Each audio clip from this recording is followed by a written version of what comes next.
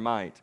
And these words that I command you today shall be on your heart. You shall teach them diligently to your children, and shall talk with them when you sit down, when you sit in your house, and when you walk by the way, and when you lie down, and when you rise. There's this beginning of, there's not just instruction, but you're supposed to walk with your children. Well, guess what? Your children don't know how to walk unless you teach them how to walk.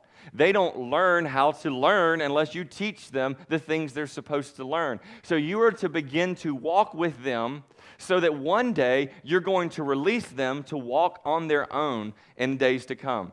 Now, I know that as I have the tendency to lean towards character, I have to be very careful to create moments of freedom, or I'm going to be the pharisaical raising father, because that's what a lot of pastors end up doing. And you guys have heard all the stories of pastors' kids who want to rebel, usually because they do a lot here, but they don't do a lot here. I have to be careful with that. One of the things that's always exists at Journey Church, you'll see this the most after the 5 o'clock service, you'll just see kids running around this place like crazy. And here's the reason why. The church started with only a 5 o'clock service, and we had to do setup and breakdown. And during that time period, we all did all that work. We all arrived early, and we all stayed late to make that happen. And that just meant our kids were going to be there forever. And we just had to figure out ways to make our kids love this and not resent the fact that they're always here setting up poles and setting up speakers and all that sort of stuff. So we just really released them to have some fun together. And that's part of the process of being a good parent, is making sure that your children understand a healthy view of freedom. That they recognize that everything's not about performance, that there are specific moments where you have to make sure that you begin to release your children.